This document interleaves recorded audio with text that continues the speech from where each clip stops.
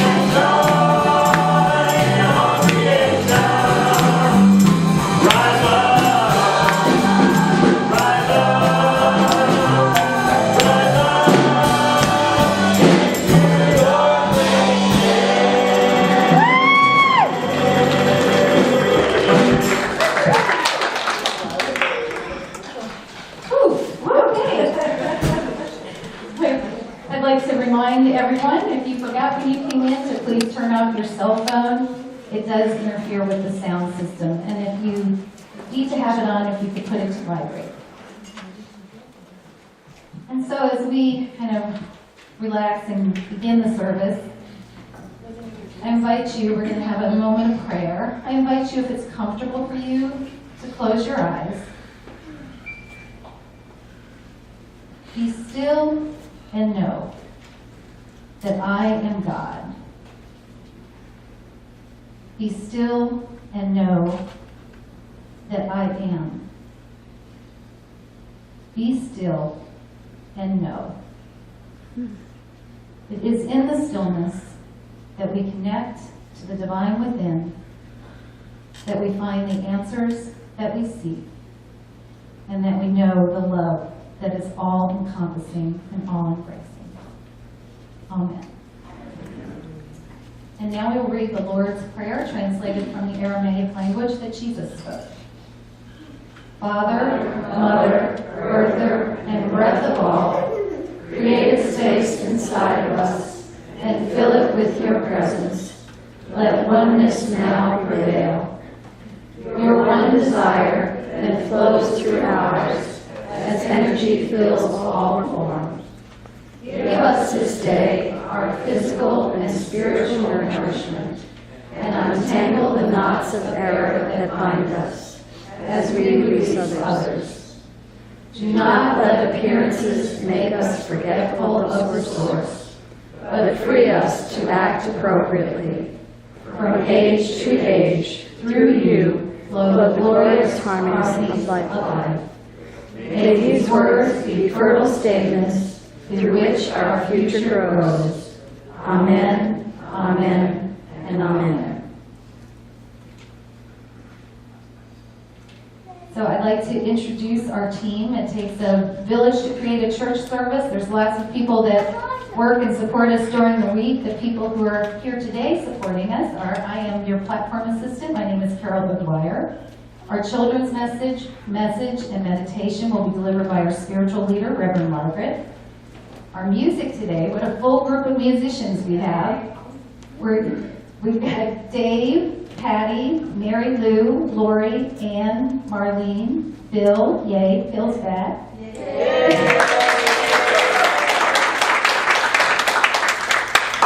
Kevin, Dan, and Tom. Very good, Carol. Thank you. No brain clouds today. Sometimes I look right at somebody I know, it's total brain cloud. So, yes. PowerPoint was created by Javier and will be run by him today. Our sound person is Danielle.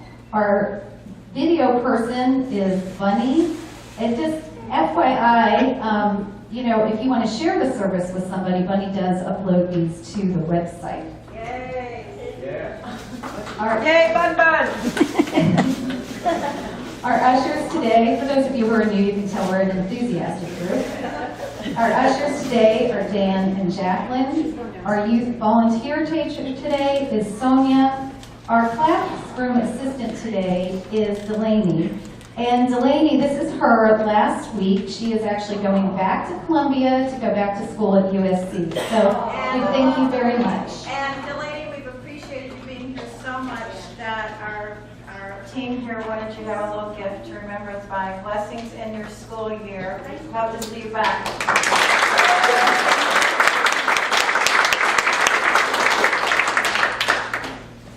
So we are now going to do our duo offering. This is our Do Unto Others offering. This is not a regular offering. This is just for loose change for people in our community that need a little additional support. And while we do that, we'll have a song.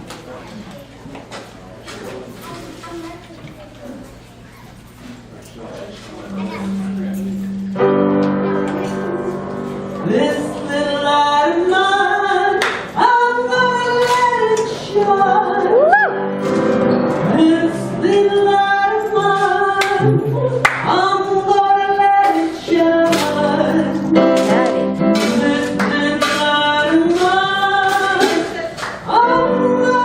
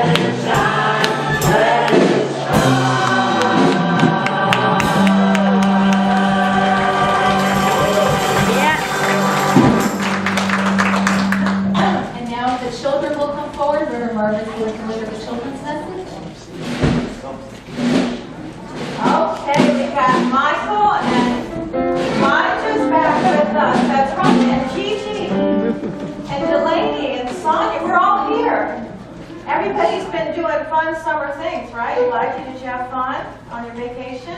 Yeah? You didn't have a vacation? Every time you come to be with your cha-cha, you have a vacation. And that, I guess, was an exclamation point.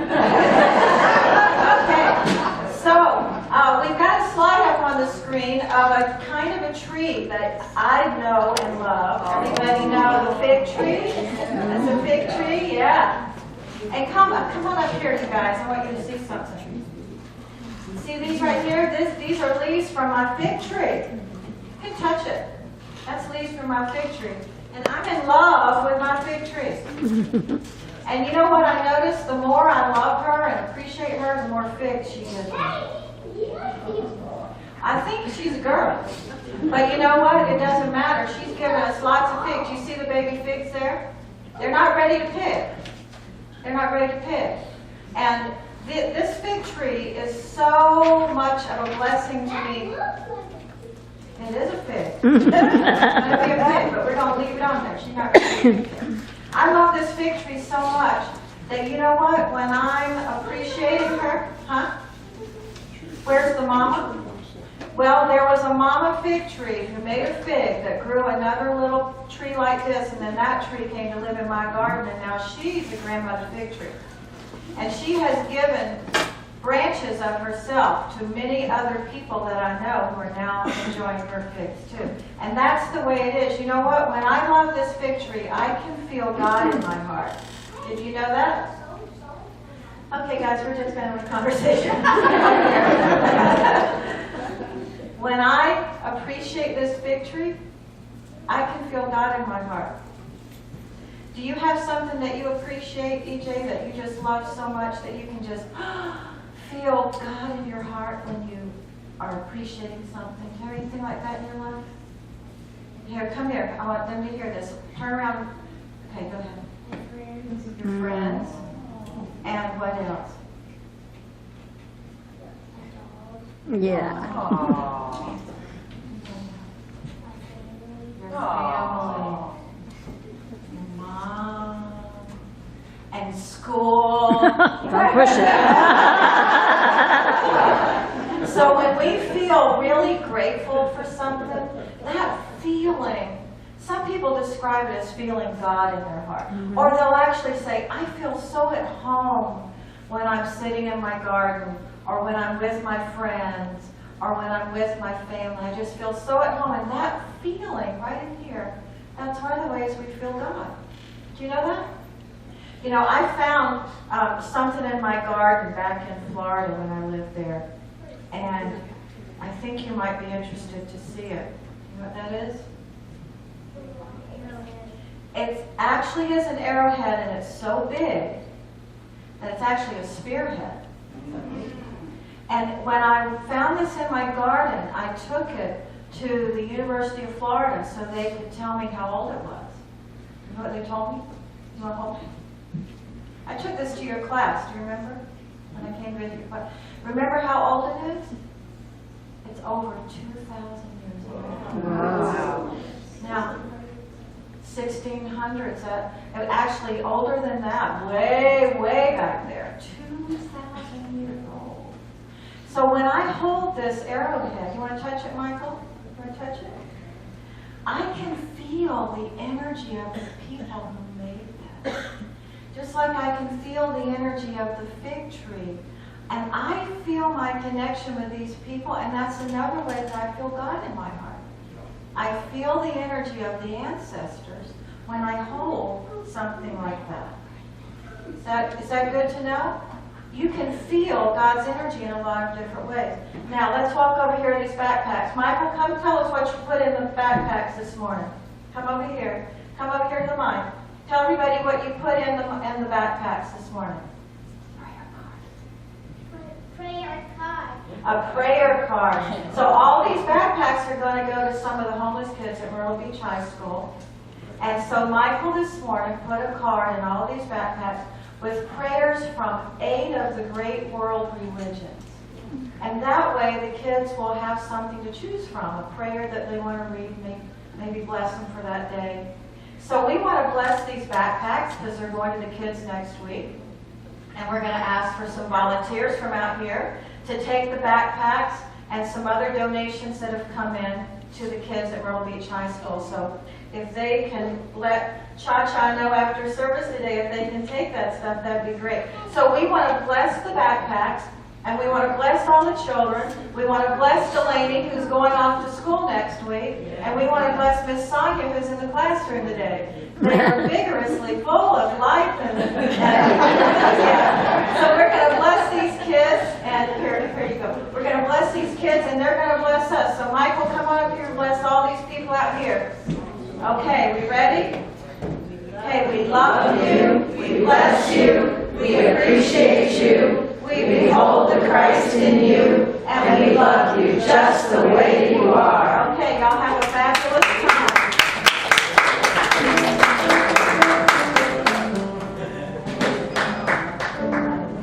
And now we have a few announcements.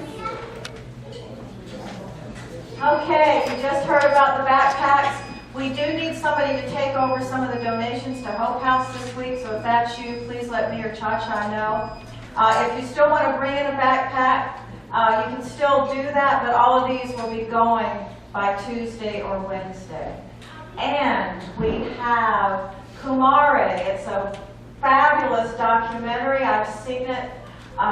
It's going to be happening here on Friday night, August 23rd, vegetarian dinner at 5:30, and then the movie. If you want to come, you need to sign up and pay when you sign up. Because I know it's not any of you, but there are some who have signed up and then not shown up. So Cha-Cha makes food for 100 and only 50 come. See how that works? So if you sign up, please pay Charlene. And we also have the Unity Conference coming up in September up near Asheville. All the information is on the bulletin board down in the fellowship hall. And the golf tournament, any special announcements this week, Kate? If not, I can take it. No? Just that anybody who's on the committee will Hey, have a... you know how we feel about being able to hear. Okay. Hi, everybody. Good morning. Quick meeting after service today in the fellowship hall for anybody who's on the committee or anybody who's interested in helping.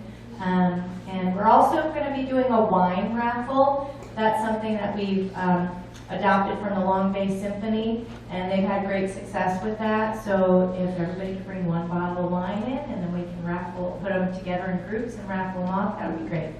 And you don't want any too You want a much box? Okay, and on the golf tournament, you'll find these little flyers downstairs on the lobby table. David and I picked one up because we're going to do something like sponsor one of the holes or sponsor a golf cart. You can decide what you want to sponsor and help out with the fundraiser that way. And then our next board meeting is tomorrow night. If you want to be there, please feel welcome. 5:30 potluck. Come and lend your supportive and creative energy. And Revitalization Committee, who's here that's on that team? Anybody? Oh, they're all somewhere else revitalizing. Yes, there we go. So if you want to be a part of that team, like new carpet, painting, deciding what's happening with the use of our space, please see Tom or Bill or Carlotta or Mary or me. And next World Day of Prayer, Bonnie Scrudato is going to be the mother of that team this year. That happens Thursday, September 12th.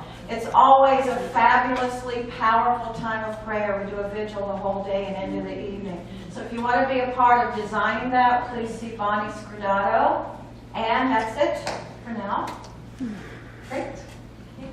Here's a few brief words about unity. This is from a little book called How to Speak Unity, which Anne-Marie has down in the bookstore. And this is about blessings. Imagine what the world would be like if everyone would give us value for everything we received. Each day when we rise, we are offering a blessing of thanks that we are alive. When we bless our work, we are grateful that we have a way in which to create in this life. When we bless our relationships, our family, and our friends, we are affirming our gratitude to God for creating their presence in our lives. When we bless our food, we acknowledge our oneness with it, while also recognizing all the necessary events it took in order for us to enjoy it. Each time we bless anything, we acknowledge God's presence in everything. And now we will read together our unity statement of purpose. I am the consciousness of Unity Christ Church, a unified board and congregation, nurturing spiritual growth, inspiring creativity, sharing time, talents, treasures, and expanding awareness of divine oneness. Well, we certainly want to welcome everyone who's here to co-create our church service, and we want to extend a special welcome to those who are with us for the first time or who haven't been here in a while. So if you are new, we ask you, if it feels comfortable for you, to stand and say your name and where you're from, and then our ushers will give you a packet of information about our spiritual community. So do we have anyone here for the first time?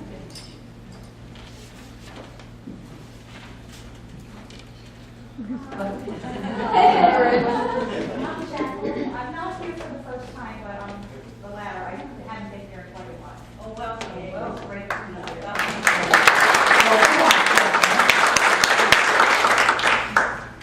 Anyone else?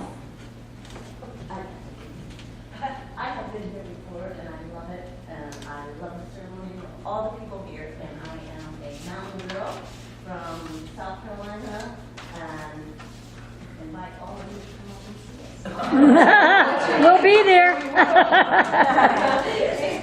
This is Marty. Oh, Marty Saunders. Mount Marty. Welcome, Mount Margaret. I'm Amy, and this is my second time, and I brought my son Kai with me.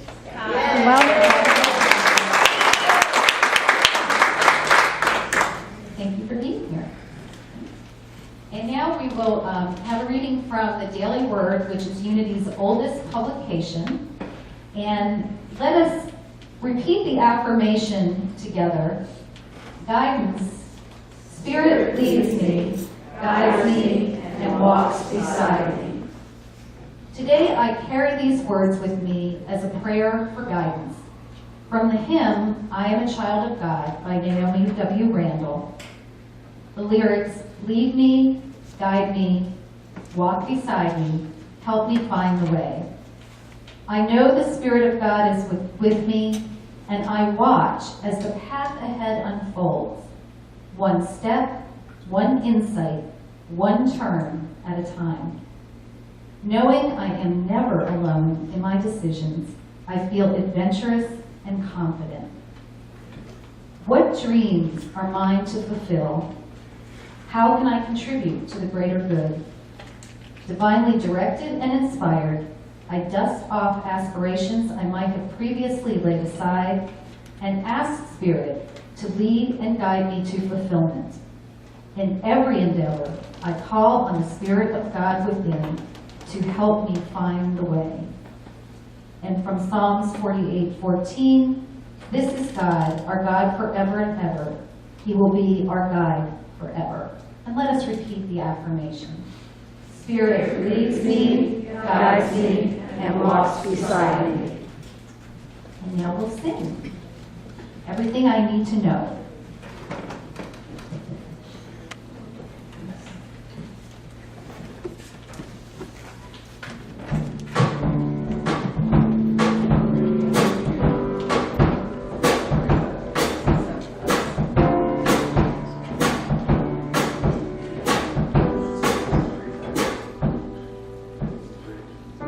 Everything I need to know about what lies before me. Everything I need to know about what lies before me is available to me. Is available to me.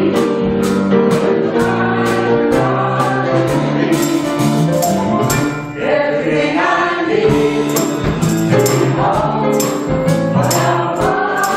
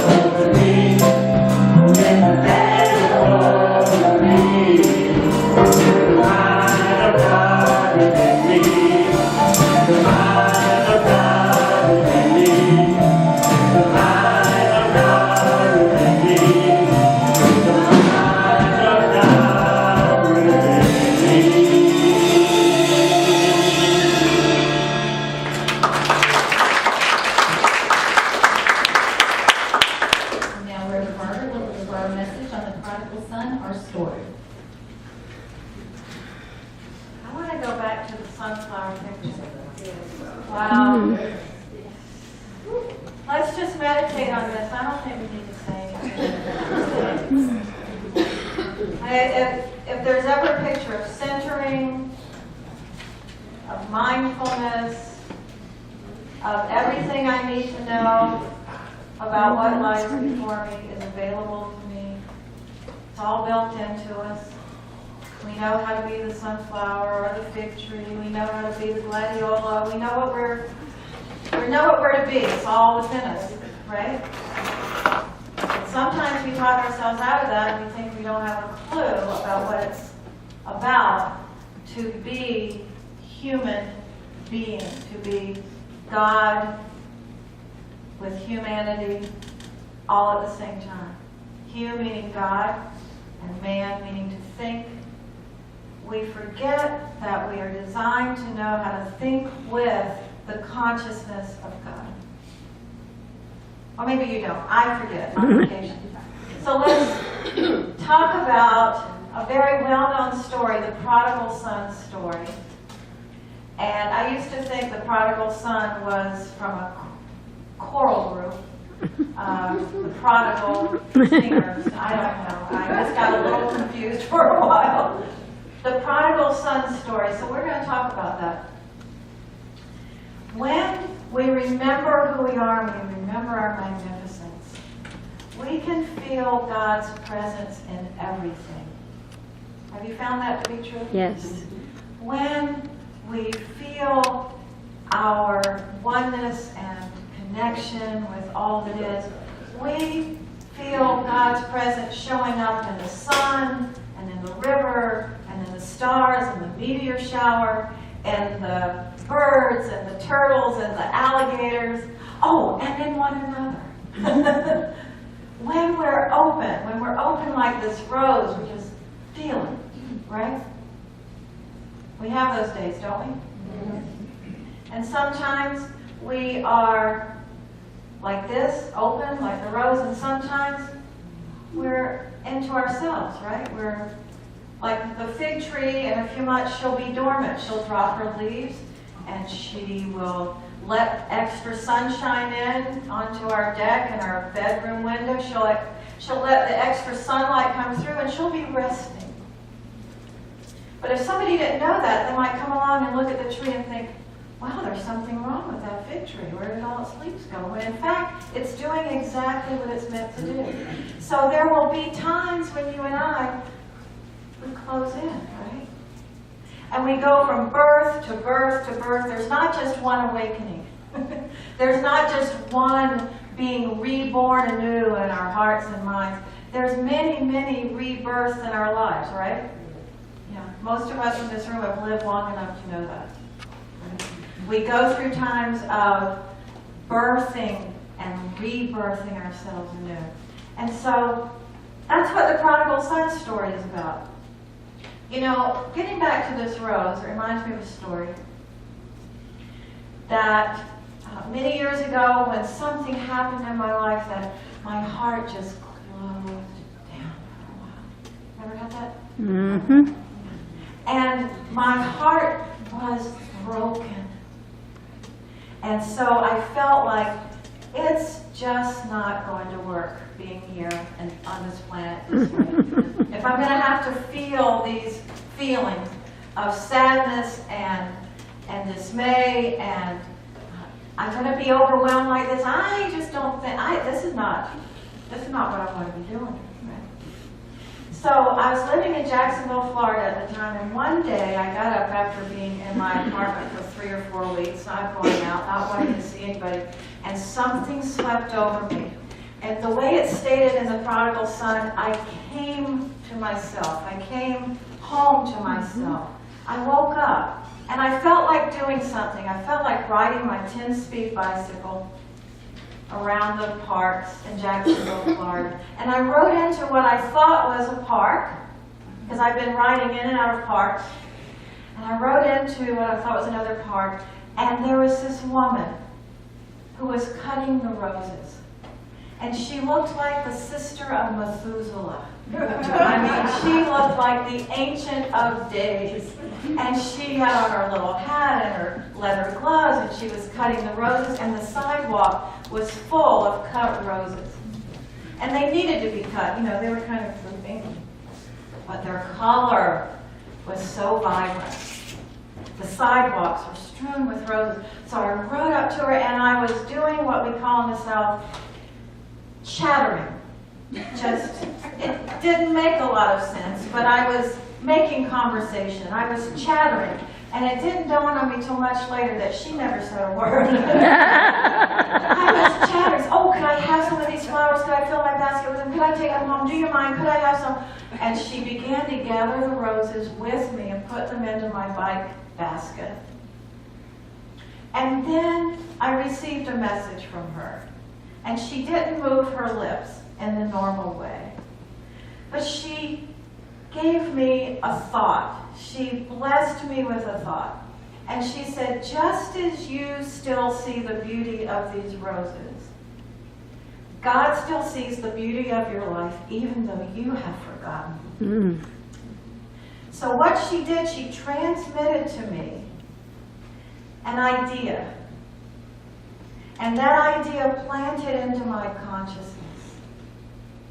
And for the next 2 weeks, I had those roses in jelly jars and mayonnaise jars and all over my little apartment. And they continued to droop. And their color got less and less vibrant.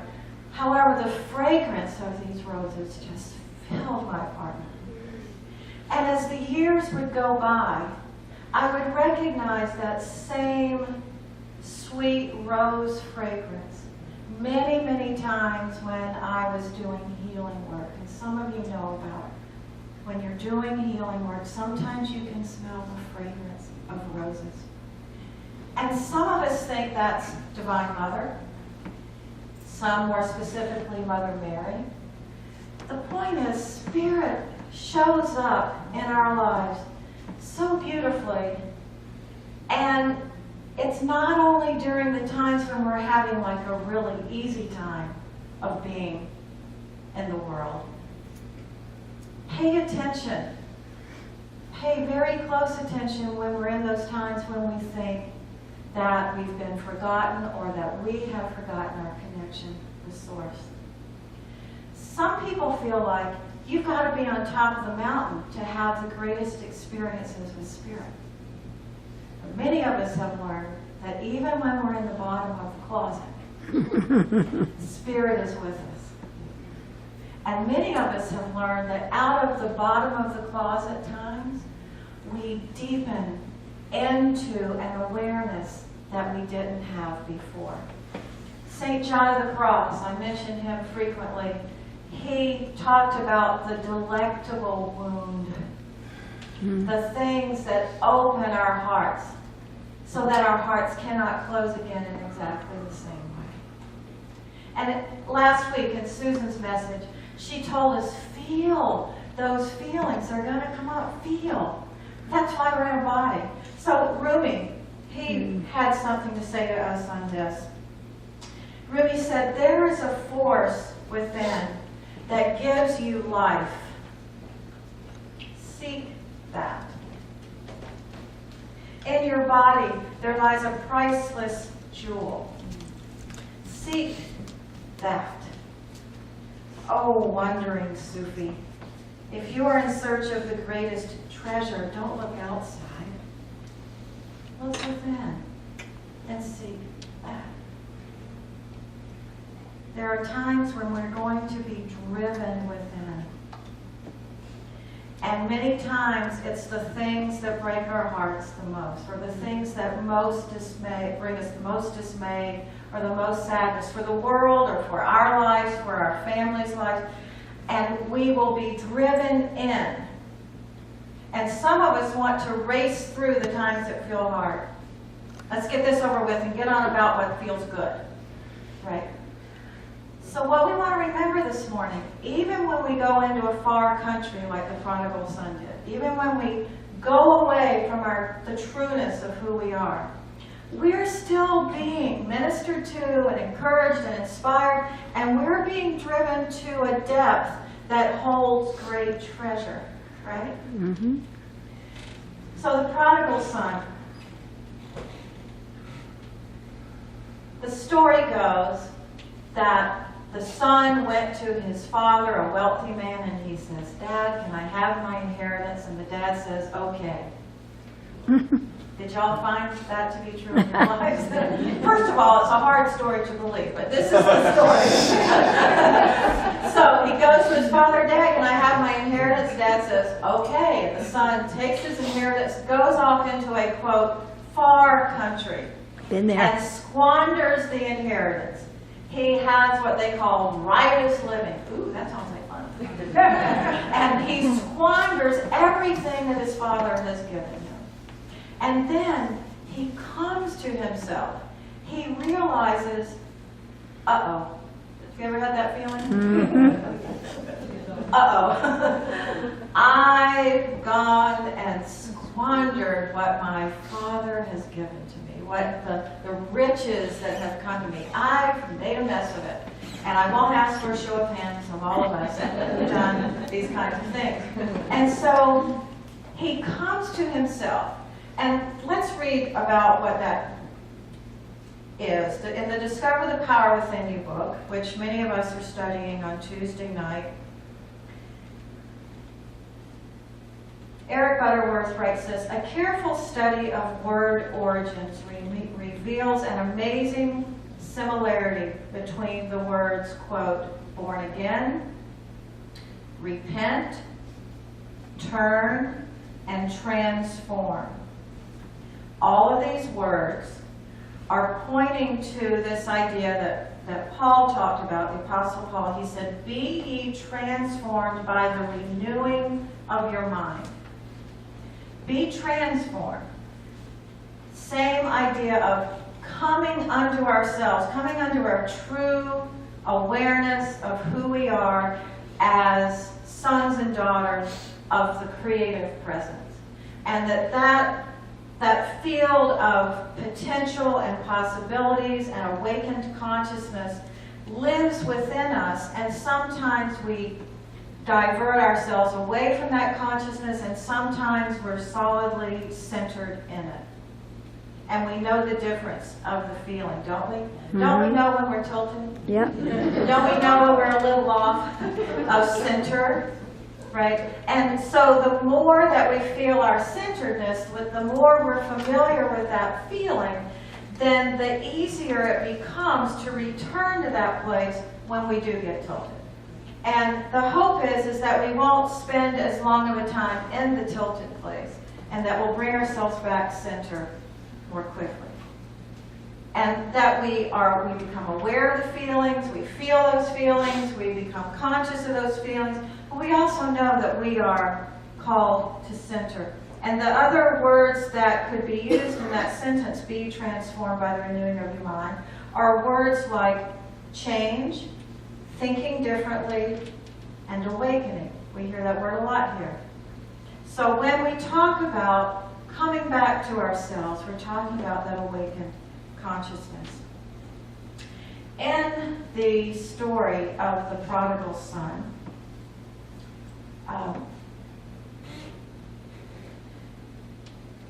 the father, metaphysically in the story, according to Eric Butterworth, the father represents the divinity within each one of us, the divine consciousness. Okay? And so the son went away from the father, and he went off into a far country, and then he comes back to his senses. He comes to himself, and he thinks, I'm going to go back home. I'm going to go back home. I'm going to beg forgiveness. And he rehearses the speech. You know, if you've ever asked somebody for forgiveness, right?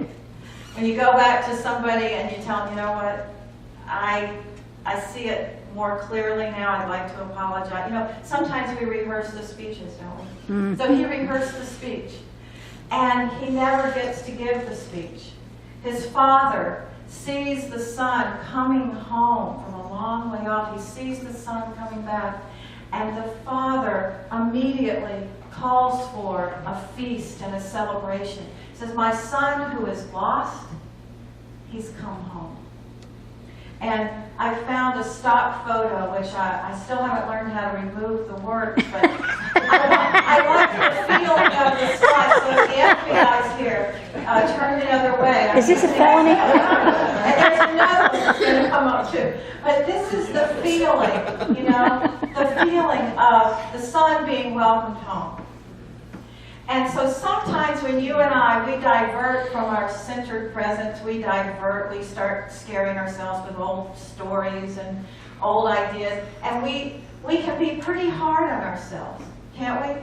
We say things like, oh man, I can't believe I did that again. Yep. You know, I can't believe I said that. I can't believe I acted that way. Oh my gosh, did I really say that? Who's in here with me? Yeah. You know, and we'll sometimes be very hard on ourselves, won't we? Yep. But this is the feeling when we welcome ourselves home. Wait till you see the next slide. I mean, the feeling of being welcomed home, right? Oh. Think of a time when you felt at home. I mean, it might be in your own garden. It might be walking by the ocean, right? It might be with your grandchildren, your four-leggeds, your community. When you come home to yourself, there's a feeling, isn't there? There's a feeling of, okay, I can take a deep breath again, I'm back. You know, I have a friend who recently said to me, I'm back. You know, I went away for a few days, I'm back. We all do it, don't we? Come on, people. Yes. Okay. Some of us are sitting here, oh, she doesn't do it. We all go away from ourselves. And so we welcome ourselves back home. You know, okay, I was in the closet for a few days, now I'm back. I welcome myself home. It reminds me of a story that there's a stock photo. It reminds me of a story that I read in Reader's Digest years ago about this man who, in World War II, he came home from the war. He came back to the States, but he didn't go home. He had what we now know as PTSD. He went into his alcoholism. He was away off in a far country, mentally, emotionally, spiritually, for a lot of years. His family didn't know where he was. He spent some time in prison. And then he came back to himself. He came home to himself. And he sent a telegram to his parents, whose house was right near the railroad, this little town where they lived. And he told his mom and dad, he said, I'm going to be coming right by there on the train. And if it's okay for me to come home, just hang out one white handkerchief on the clothesline. Just let me see the white handkerchief, and I'll know it's okay to come home. And believe me, I'll understand if you don't put a white handkerchief, because I've been away for so many years. You may not want to see me. And so the train goes by, and he looks at his parents' old home place, and this is what he saw. You know, the line was full of every white handkerchief, every white tea towel, every white sheet. Come home was the message. We want to see you come home. So let's take a deep breath. That kind of welcoming that we yearn to feel from certain beloveds in our lives, we yearn to feel the welcoming. It's one of the hallmarks of this church community. People often say, I feel so welcome here, I feel so at home. But that is the feeling that we desire to feel within ourselves, don't we? Mm-hmm. And so to be able to say at any moment in our lives, I feel so at home with myself. I feel so at home with who I am. To feel at home with who you're designed to be, without guilt or shame or apology. To feel at home within yourself. That is such a great blessing. And that's what we're talking about today when the prodigal son comes home. The prodigal son and daughter come home to our precious divine selves. Then we are shining a light in the world that brings a saving energy to everyone who's around it. And it doesn't have anything to do with one particular religion or another. if you feel at home in who you are, you feel at home in your expression of the divine, then other people around you feel that presence. And in my old religious days, I felt like I just had to sit down with you and tell you how you needed to change your life so that you could be saved. Right? And that was lovely back then. It worked for a long time. So Eric Butterworth says this: there is no place where God is not. God is there when anyone opens his or her mind to accept the within of oneself. There is no place where God is not. God is in the bottom of the closet. With the God shoes. What? With the shoes. God is walking with me when I'm tilted. God is walking with me when I go to sleep. I'm talking about going to sleep. Spiritually, God is, now, and God is the presence of what? God is the presence of all of us. God is divinity expressing as us. God is described as love, as peace, as wholeness, as oneness. God is the presence of creation. So there's no place where God is not. God is with the prodigal son in the far country. God is with the prodigal son when he comes home. There was never a time when God was not with us when we were off in a far country. Saint Germain says this: breathing with intent of peace opens up all of the doors for all of the people. And that does not require a church with a steeple. Use your sacred breath and allow Spirit to do what it does. Bless everything. Breathing with intent of peace opens all of the doors for all of the people. Now, I don't know about you, but there have been times when I felt like I could not breathe with peace until the picture looked a certain way. Y'all know what I'm talking about?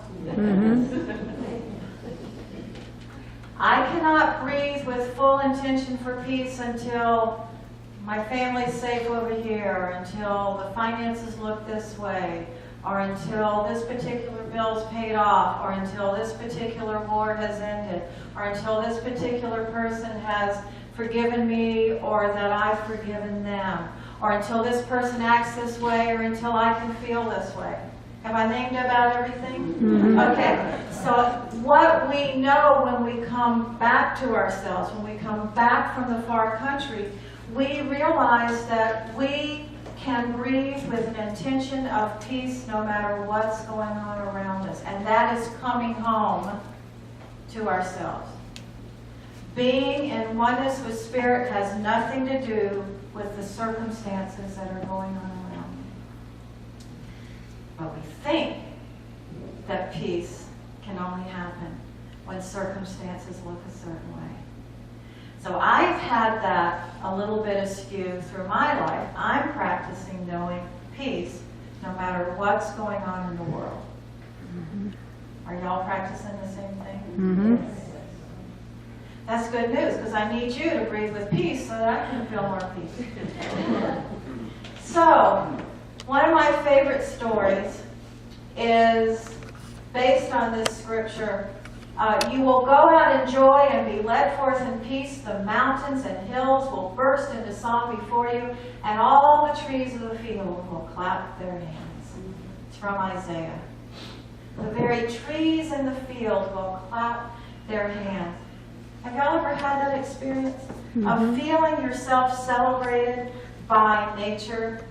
Feeling, hearing the crows caw, and hearing the kingfishers make their sound, and hearing the frogs and the crickets and the leaves are moving, and you feel yourself connected with all of that and feeling yourself celebrated by all of that. Or am I just calling me crazy? Okay. So page 151. The Father in the story is the divinity of you. And the prodigal son is the human side of you that forgets its divinity and experiences separation and always wanting something to be different. When the son comes to himself, he awakens from his ignorance of his divinity. He realizes that divinity and he returns to his state of unity or oneness with Creator. And he is received with open arms. There is no sense of guilt. The Father doesn't say, now you are going to be punished for your sins. No, he showers the Son with blessing and cries out, my Son who is dead is now alive again. The human consciousness has awakened to its true nature, and the very hills are clapping their hands with joy.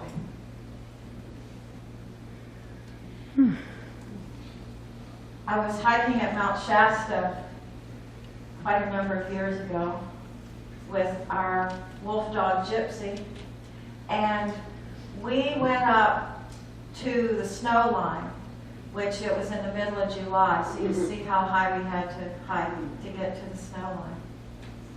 And I was going to, for those of you who know Mount Shasta, I was going to make my way down into a place they call Squaw Valley. And to do that, I had to descend a really steep hill. And I looked down and I thought, well, I can do this. I'm hiking on my own, and I think I'll be okay. And as I leaned forward to descend, there were two birds that just shot right in front of my face, and I had to step back. I mean, they shot so close to my face, I had to pull back. And I took a deep breath and I thought, well, that was interesting. But being a good Sagittarius, I continued forward and paused to think what it was about. And as I continued forward, I saw a gossamer thin spider web string stretched across the path. I thought, well, that's interesting. But I'm still going to go ahead. And all of you know, hiking is pretty much like scuba diving. You want a buddy when you're hiking out in the mountains, right? So I won't be hiking on my own out there anymore, but back then I was. So I still didn't stop to think, Spirit is conversing with me and I'm not paying attention. So I leaned forward one more time to descend, and then I heard my name called so loudly I couldn't deny it. It wasn't a whisper. Margaret! I'm out there all by myself. You know, and this is our little secret. It doesn't leave this room. I'm out there all by myself, and I'm thinking, there's somebody out here on the trails with me. They know me. They know my name. Hello? Who are you? Where are you? They know my name. I must know them. Silence. And then I sat down to ponder. Maybe I shouldn't descend that steep, gravelly decline down into the valley. Maybe I should be a little smarter about hiking out here by myself. I don't know what could have been waiting down there for me. You know, broken ankle, mountain lion. What matters is that I finally got it. Pause. Make another decision. Go another way.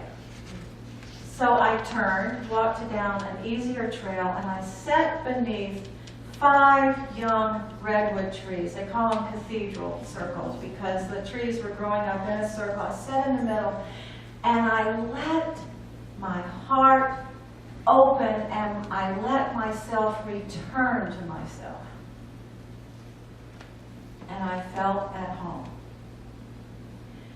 And I felt at home in the listening, and I felt at home in feeling the presence of Spirit in that place. I felt at home in feeling my own divinity, and it can be that easy. So I still practice listening and hearing the first message instead of having to wait 3 messages. But Spirit is constantly around us, calling us, come on home, come on home, come to center, come to center, come back to yourself. We have it even built into our language, don't we? We say, I was beside myself. Don't we? I was beside myself with what? Fear, anger, frustration. So what happens when we come home?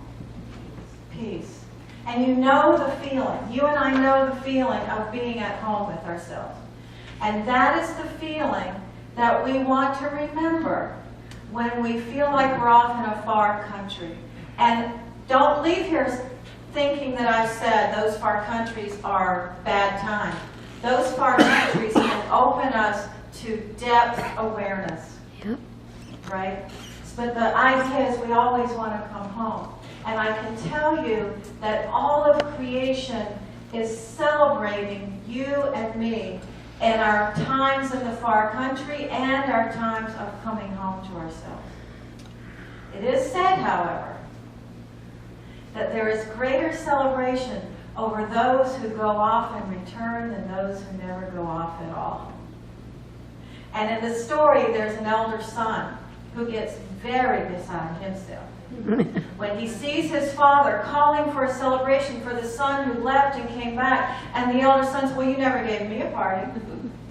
You never gave me like a big celebration. I've been here the whole time. I've been busting my tuchus, you know, keeping this farm going where you were sitting out on the curb looking for my younger son to come home. I've been with mom, you know, keeping the house going and the farm going. Where's my party? And the father said, well, you've always had access to everything I have. It all belongs to you. There is, however, a celebration now because one who we thought was lost has returned to himself. Let's party. Let's celebrate. Let's cease the struggle. We've been in struggle. Let's come to ourselves. The prodigal son is you and me. Let's take a deep breath. And we said, oh, wandering Sufi. Oh, wandering Sufi, when will you come to yourself? And we sing about it and we talk about it here a lot. We're going to sing a song in a moment and go into meditation. And the idea of opening our hearts and opening our minds, and it's not just a nice thing to sing about. It's the greatest message that has ever come into the world. We're told to open our hearts because everything we need is in our hearts. We're told to open our minds because we have access to the consciousness of the Father, the Creator. And the greatest guidance system of all, the greatest GPS is within us. Right? How many of you have a GPS that tells you to go certain ways that don't make any sense at all? Yeah. And Google Maps, I mean, really. You know, we always have to double check. The guidance system within us is better than any GPS. And when we're paying attention, I mean literally, on my walk this morning with Sasha, the crows and the hummingbirds and the butterflies and the wind and all of it's celebrating. And once we get it, once we see it, once we feel it, that's what we keep wanting to return to. That's where home is. So whatever your feeling is of being at home and returning to yourself, that's the feeling you want to keep playing in your orchestra. You want to keep playing that feeling. You want to keep in tune with that feeling. That feeling brings us home to ourselves, where there is all peace, all creative consciousness, everything we need and require to do what we need to do. Does that make sense? Mm-hmm. Let's take a deep breath. Touch your heart as we sing this. We're going to go into meditation.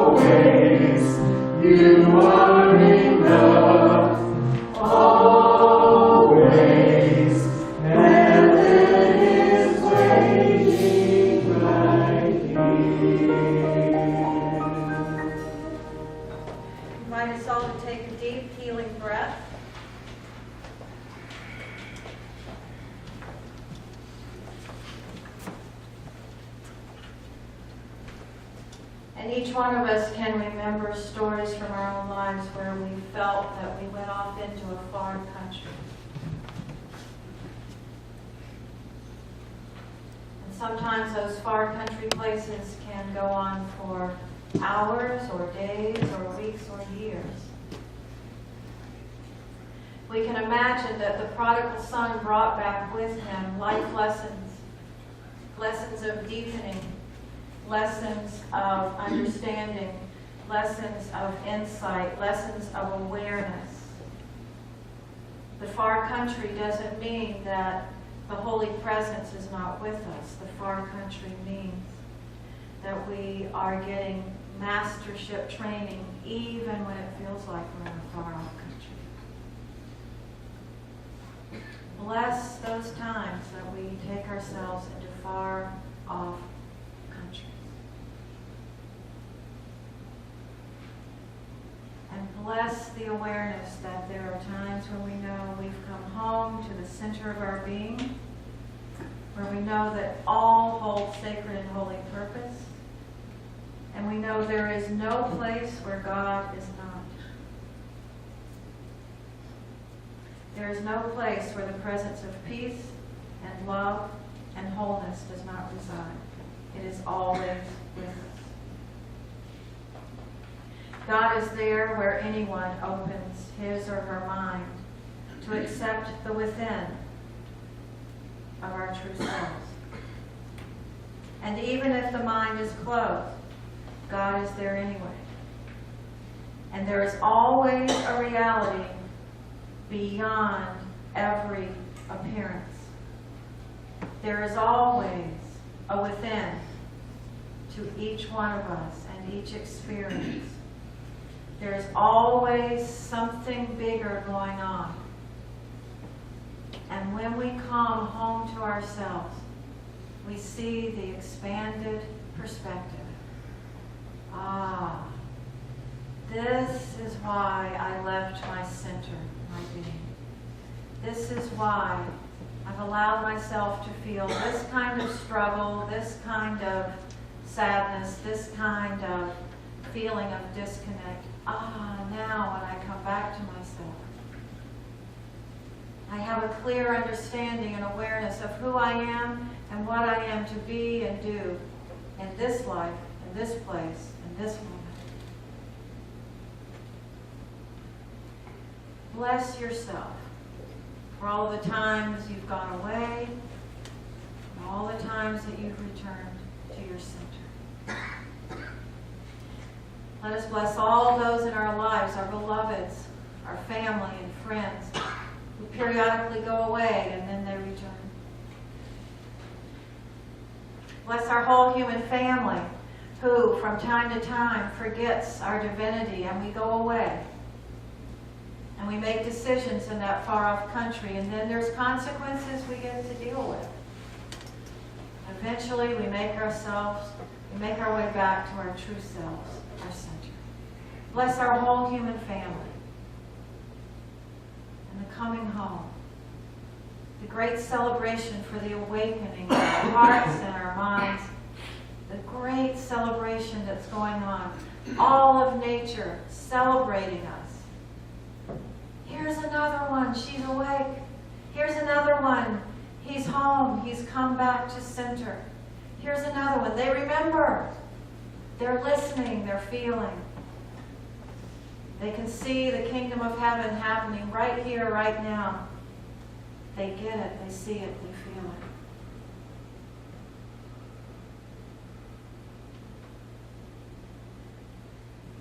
As we go into a few moments of silence, we hold in our consciousness of prayer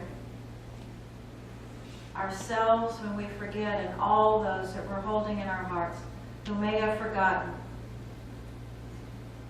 their true, precious being.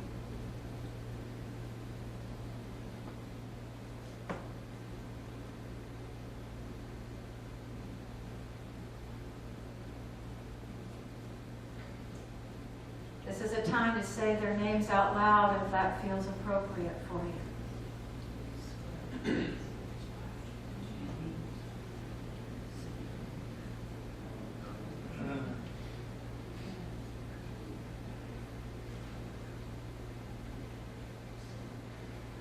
We bless all world leaders, all governments, corporate leaders, educational leaders. We bless the school teachers. We bless the students, the children. We bless all those in medicine.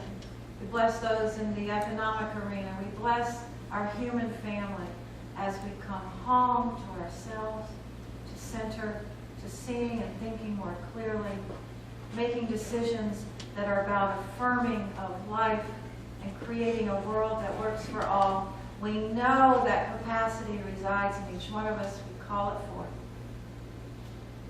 We come home to ourselves.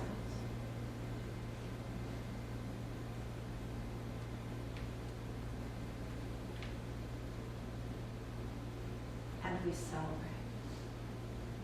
We say, so it is, and so we let it be. Namaste.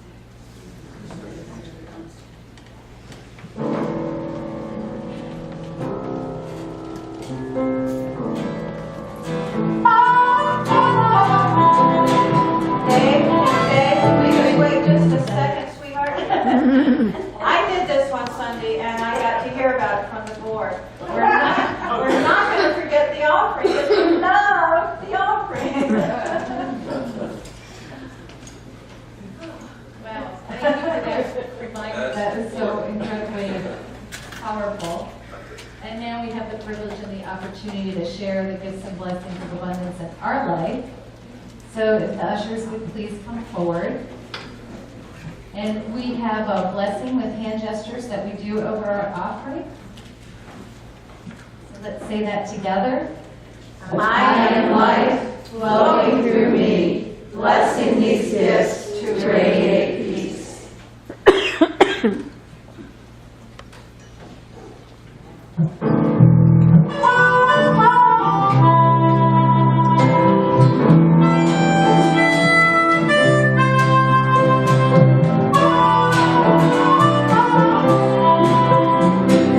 Brother, I need to talk to you.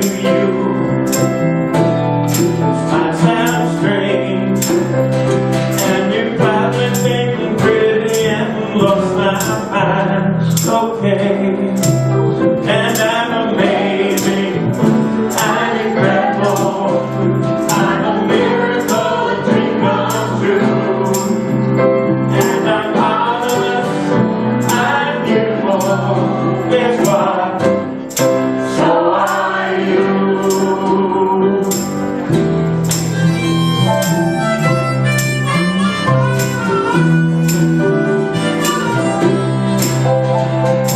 People, it's becoming clear, I can feel it down in my soul. I know that I am you, and you are me, oh. And I'm grateful for the simple things that we take for granted every day. Now listen, I can walk, I can talk, I can lose my mind, okay. And I'm amazing, I'm incredible, I'm a miracle, a dream come true. And I'm marvelous, I'm beautiful, guess what? So are you. That don't mean we're better than anyone or anything. It's a call to come together and accept responsibility. And be amazing, be incredible. You're a miracle, a dream come true. And I'm marvelous, I'm beautiful, guess what? So are you. Guess what? So are you. That's right. So are you.